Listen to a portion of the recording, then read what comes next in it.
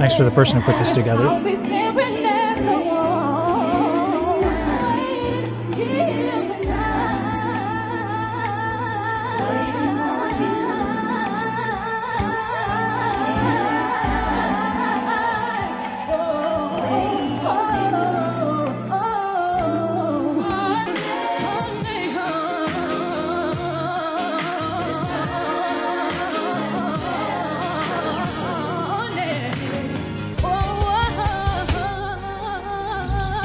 That one's nice. I like that one a lot. So what do I mean when I say attack? There's something called articulation in a run. Without that, it's just kind of mush. You just get a bunch of notes and it's not musical. It doesn't mean anything. We have an envelope here. What we're talking about is we got the attack, they got the sustain, and then the release. It's basically a loose description of like a waveform. We can describe the sound in terms of its dynamics in this way. It's a way to kind of mimic blues guitar, a way of getting this nice attack on the note so everything's not mush. As she does it in this particular instance by tilting the larynx, and just a really quick tilt of the larynx, of the thyroid cartilage. And the reason why that does increase the volume is that when you tilt your thyroid cartilage, you're stretching out the vocal folds like this, because it's like a rubber band. Vocal folds under normal circumstances, when you tilt the thyroid cartilage, this happens. Because this is more taut, right? You're getting a buildup of breath pressure underneath. And that breath pressure is going to build up, compress the air particles, which is what makes things louder. Called sound pressure levels. So you build up the breath pressure, the disturbance of the particles in the air are going to be more intense. So that's how she's doing it here. But there's more than one way to get an attack and emphasize a note.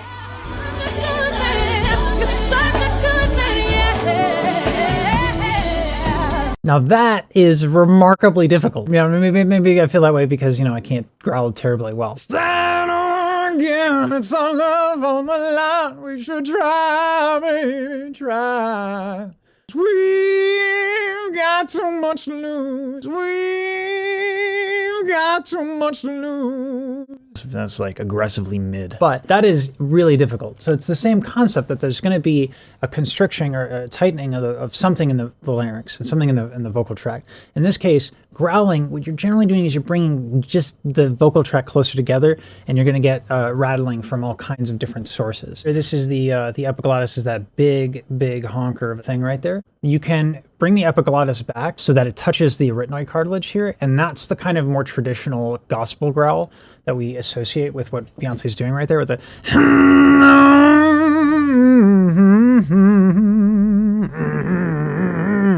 He's bringing that epiglottis back, constricting the throat to get the growl, and doing it like that.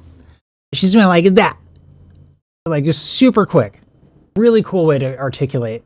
Was lost, but now I'm found.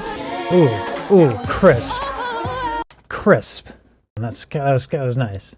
There's a big trend right now with people doing runs where they, right, where they do the little jaw thing. That's like a great thing and all. I don't know how to do it. I guess my jaws will be a little tight, doesn't move so easy. But you can also do up and down. And that's another way to get a little articulation there. Vocal folds are super tiny. Anything you do to the musculature around is going to affect everything. Like for example,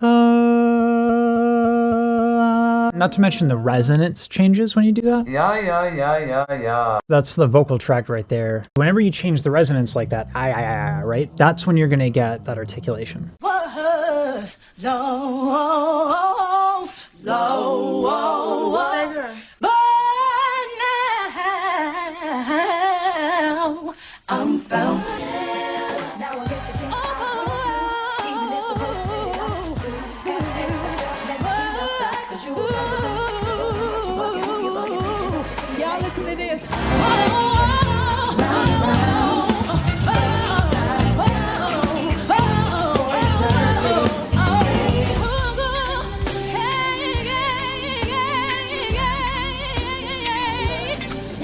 It's so good. It's so like, whoa, okay, whoa. I'm two-faced over here. What's going on? Super good, right? It's like, I enjoy this a lot because it's just the jaw thing and the wiggling of the jaw thing. A lot of people, and they do that to be precise, and it's like, it's quicker and it distorts the vowel like a little bit less. because when you do this with the jaw, your tongue will go up and down. That just changes the vowel dramatically. In fact, usually when we change the vowel, the definition of vowel is the orientation of a vocal tract and like the resonance that the sound achieves through that orientation. But the quickest way to change the orientation of the vocal tract is your tongue. So when your tongue gets involved, that's generally how we associate vowels. So the side-to-side thing will change the vowel less dramatically to our perception. But she's not doing that. She's doing a little bit easier up and down, right? But she's doing it with such musical intention. That's really quite something else.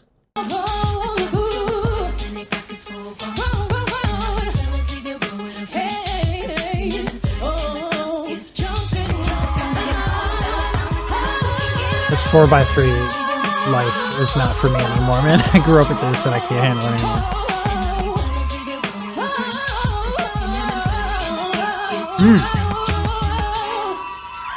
Well done, well done. And so what we have is a wombo combo, right? The wombo combo, we're having multiple different ways to get these articulations, right? We got the jaw, we got the laryngeal tilt, we got growling going on, and now, not even last, certainly not least, are aspirates, right? Onsets. Well, I mean, there's different kinds of onsets, but specifically in this regard, we're talking about the aspirate.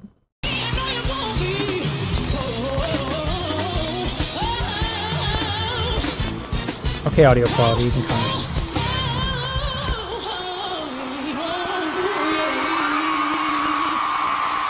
Ooh, you can tell it's from the early days because you got the 1/4-inch jack like buzz going on, like there's not a grounded wire somewhere. But yeah, is audio quality bothering me aside. Don't know why I didn't hear that before.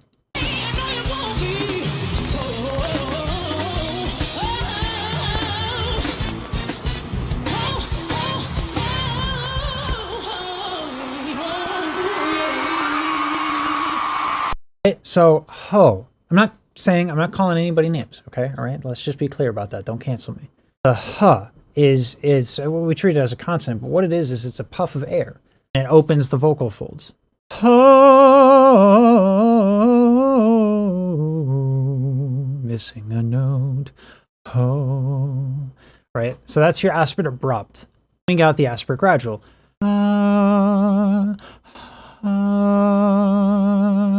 And it can even be done more elegantly. The V shape, what you want there with the gradual. So the way this works is it's called the Bernoulli effect. I look for pieces of paper to show you this. So as we blow air through the vocal folds, they come together. It's called the Bernoulli effect. It's not what you think would happen, right? You think that they would blow apart when I blow air through it, but they don't. They come together. And so that's called the Bernoulli effect. So that's how we control the folds coming to and from. But if we blow really hard, we also have some agency about how much we can, move or let, make apart the vocal folds. We have some agency over that. But if we do that, then we get a full-on sound. And so that's why it affects our attack. I don't know why, like honking a truck horn over here. I don't know what that's supposed to accomplish, but that's apparently attack, like a boy band. Now we have a lot more stuff to go on because we're not done yet. Or rather, I should say Beyonce's not done yet.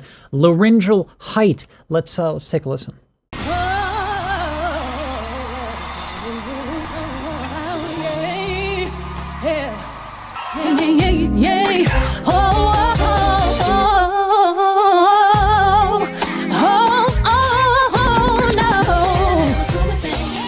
So the higher larynx achieves a few things.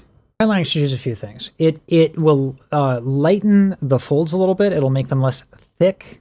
Why mechanically that exactly works, but it'll thin them out a little bit when you raise the larynx. That's why a lot of people, when they reach for high notes, they jut their jaw, they lift their head up so that their larynx goes up, so it thins the folds. Thinner folds, higher notes are easier, right? Less vocal mass as well. So when there's less vocal mass, they move easier, right? When they're thinner, they move easier. It means the notes are quicker to come and go. But she doesn't just do it so that she can move faster. She does it so that she's phrasing the whole thing. Whoa, right? I'm phrasing by lifting the larynx, and it's giving me like a crescendo, decrescendo, just by manipulating the larynx itself. These things, just to be clear, these things are like trained and then you forget about them, right? Like you don't, she's not like consciously doing this. Like she's beyond that, right? She's practiced it a gajillion times and now can do it, right? She's played with it. Well, people think like she's like, insert the thing here on the bop. Thanks, Bill Cosby, for ruining your own cadence. But anyway, all of this is like downloaded. It's there. It's installed in her, right?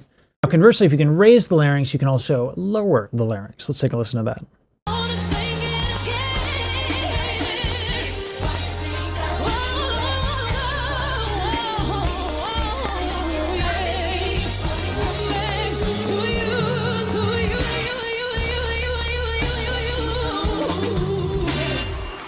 Nice.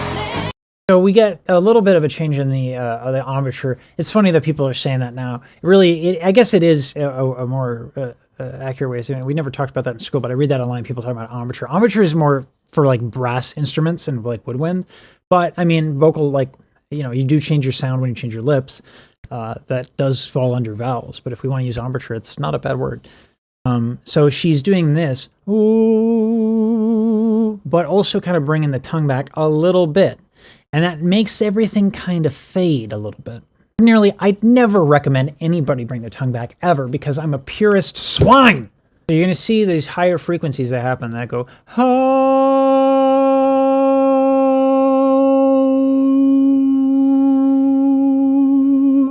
So we've been talking about ways to increase the attack, but we haven't talked a lot about ways to make it so that the attack is less than. Right? We can subtract that as well. And so by bringing that tongue back and moving that embouchure, if you're in the midst of a run and you're in the lower bits of your range, it's not as important. It's really not efficient. It's not ergonomic to bring your tongue back. But, you know, not everything is about ergonomics, right? If you want to make an artistic decision, there you go. Now, of course, we can alternate as well. So we're going to alternate between the laryngeal heights.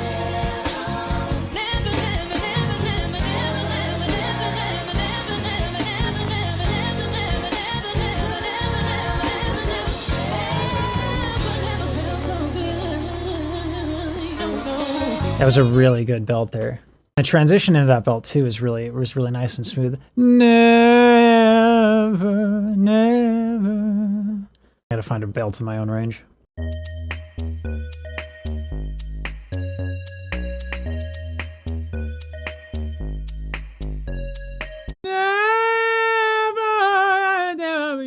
Dynamic control on the belts are so much better, but that sliding up and that crescendo decrescendo on the belt, man, belts are just loud by default. Really impressive to have that, just phrasing wise. And this is the thing that, like, when people do runs, they should be phrasing the music, man. It's not about just a bunch of notes. Beyonce does that super well, super elegantly.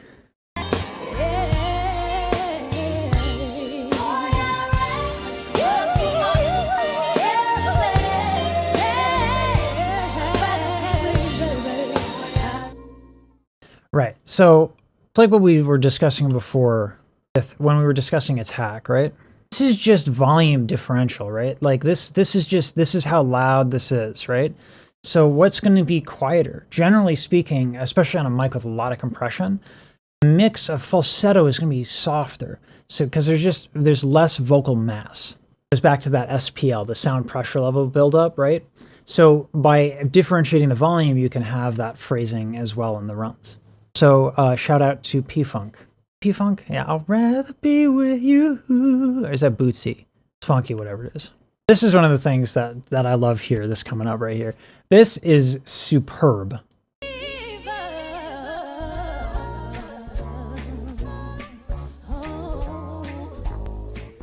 So what she's doing there, she's got a delay pedal on. So she's harmonizing with herself just by making sure that whatever happened, she's singing in thirds, right? So it's like if you did a row, row, row your boat, and if you do that, you're going to get harmonies and like mostly thirds. So that's kind of what she's doing there. And she's, I assume, practiced that run or is able to just riff on the top of her head and be like, yeah, this will work in thirds. It's the latter that'd be seriously impressive. This brings us to another point, right? So we're talking about attack a lot. We're talking about phrasing a lot, but now we're getting into harmony, right? We're talking about stacking thirds, and that's like counterpoint. And, you know, counterpoint is inherently a conversation about harmony. It's melody being combined to create harmony. But harmonic context matters because you can do different things depending on what chord you're sitting on. It's not just like an arpeggiation of the chord, you can actually get out of the key into the key just depending on what you're on.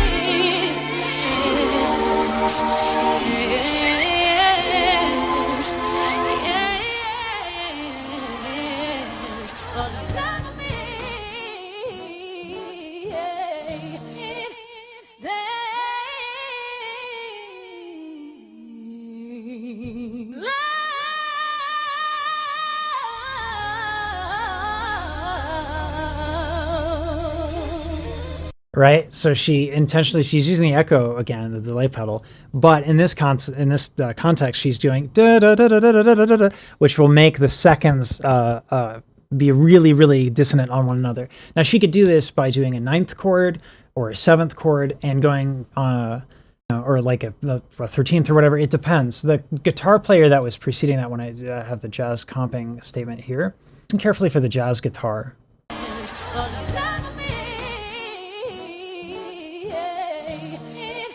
So what we have, I think, there was like a minor 7 at the end there. So she could play with those notes in between and have the seconds stacked on top of each other. And in the harmonic context, it works really well because that is in the chord itself. Those are chord tones, which is what you're aiming for when you want to emphasize a note in a melody. You want to get on those chord tones because that's what sounds nice. So she has two notes next to each other, and usually that's not very attractive as a sound, but it works. It works because they're both chord tones. And it's still dramatic. It's still a dissonant thing to do melodically. So it's a really cool musical decision there. Got one more example of using harmony when you're doing runs. This is called a Picardy third.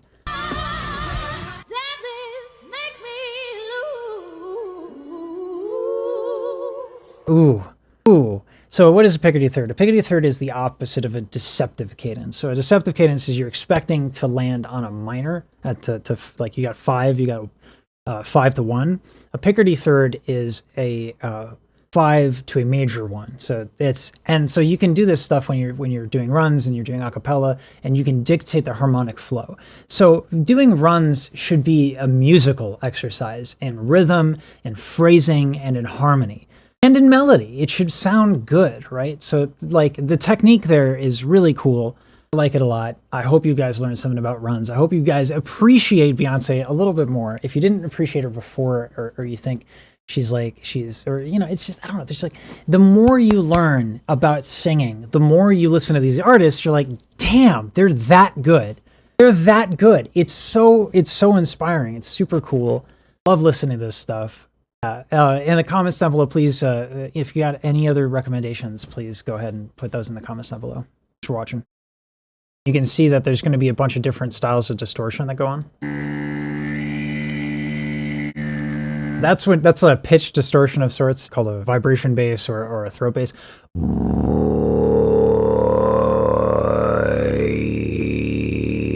But the point is that you see a lot of things moving and jostling. So distortion is a little bit more complicated than people would generally have you believe.